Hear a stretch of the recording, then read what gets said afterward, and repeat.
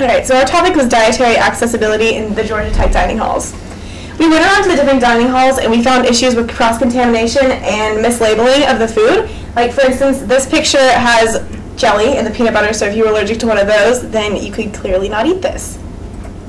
This one has cheese on the pasta, and then if you look at the label, it doesn't mention that it has milk in it. So if you are allergic to milk or you were lactose intolerant, then you would not know, and you would have a problem. These are completely, they don't have any labels on them whatsoever, and just by looking at them, you can't tell what they are or what the ingredients are. And so the issue is that the minority of tech suffer from these dietary restrictions, and so the majority doesn't really care about it, but in reality, if you accidentally ate something that you're not supposed to eat, you could actually die from it. So the people that we focused on in the project were mainly vegetarians, people with religious restrictions, food allergies, and like more serious things such as celiac disease. And our solution is on the website, and this is the website. And Ruan's going to talk about the problem. And we see here that the problem is that there's a complete lack of transparency in terms of the ingredients that are in the food. People that go to the dining halls don't really know what's in the food, what they're eating. And also a secondary problem is that foods are served very close together, and that proximity could be a health hazard. So I interviewed the Director of Nutrition for Georgia Tech, and she said that I could find these ingredients on the Sodexo website. So I tried to do that, and this is me looking it up on Google, and I clicked on colleges and universities, and I clicked on the resident dining, and the only thing I could really find about menus and nutrition was this custom menu thing that they have on their website, and it's really more of a marketing tactic to try and get universities to buy this service. So I went to the Georgia Tech website, Georgia Tech Dining, and tried through there, and I had a little bit more success. I went through nutrition, and they have this nutrition calculator, which you put in the food that you would want to know about, and it'll give you the nutrition facts, and only a very brief list of ingredients. It says wheat and soy, and not only that, but the nutrition information disclaimer down here, I clicked on that, and it says that recipes are modified on occasion to better meet local preference and taste or accommodate a variety of preparation methods, which basically means that the actual dining halls don't have to stick to Sodexo's ingredients list, which basically renders them null. So we're going to talk to you now about the various allergies.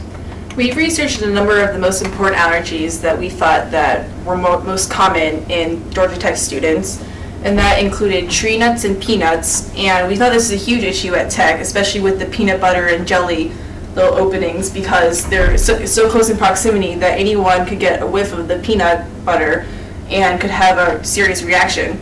In addition, we researched the lactose intolerance, which is pretty much an inability to digest lactose, which is in milk or any other dairy products. So someone who wanted to eat that pasta and it didn't say it had cheese on it, that could be a serious issue for them, because then they eat it and then they could die, probably. And then for fish and shellfish, that includes any types of fish or crustaceans, and this is also an issue. For example, something like Caesar salad includes anchovy dressing that's in there, and someone might not know that if it wasn't labeled correctly. And eggs and soy are also present in baked goods and a lot of other common foods in dining halls, and if that wasn't properly labeled, they can consume that and have a really harmful reaction. And so Matt is going to talk about celiac disease. So now with celiac disease, my aunt actually suffers from this, so I've learned about it, but the majority of people don't know about celiac disease. Approximately 1 in 133 Americans suffer from celiac disease, which is a condition where their digestive system does not properly process wheat gluten, so that it builds up in their intestines, and over time their conditions get worse and worse. These can range from bloating all the way to increasing cancer risks and even death. So with celiac disease, there is no medicine or cure for the disease itself. The only cure is to avoid gluten whatsoever. The problem lies in that taking in even trace amounts of gluten triggers the same reaction as eating an entire loaf of bread, so that cross-contamination is a serious issue, and also the majority of people do not know that gluten's in all sorts of products such as cosmetic or other food products. And now Taylor's going to talk to you about veganism. So the definition of vegetarian is a person who has a plant-based diet and abstains from eating meat or meat byproducts. And there's a whole spectrum of different types of vegetarianism. You have some people who don't eat fish, or who do eat fish and chicken. They're not technically considered vegetarian since chicken and fish are still animals. And then you have all the way down to vegan, which are people who don't eat any animal products.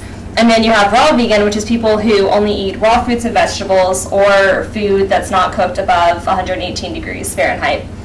There are many surprisingly non-vegan ingredients, and this is an issue with Georgia Tech dining halls because they only label common allergens such as milk and eggs, but foods can contain any of these ingredients, and someone who's vegetarian or vegan would never know because the ingredient list is not complete. And now I'm moving to the religious restrictions. There are many religions that have dietary restrictions for certain reasons.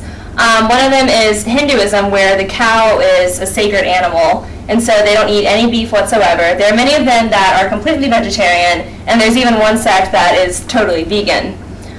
There's another religion that's the Black Hebrew Israelites, and their religion is completely vegan based on their interpretation of the Bible. Now, Ruan is going to talk about the solution to our problem. So, if you take into consideration all of these things, dietary restrictions, religious restrictions, there's just way too many things for the dining hall to put a separate label on each thing, like vegetarian, vegan.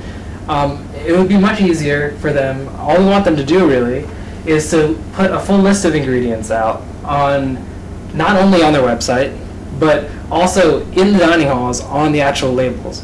Because no one wants to bring their laptop into a dining hall to have to look up the things that are in the food that they're eating.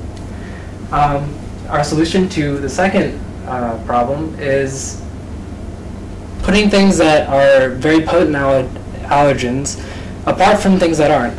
So for the peanut butter and the jelly, just put the peanut butter a little bit further from the jelly and put some sort of barrier between them. That way, if a student spills by accident, the two foods won't be contaminated. Western Illinois University has actually a really great nutrition online. You can see that there's a full list of ingredients here, and that's basically what we want to do, except actually in the dining halls. Any questions?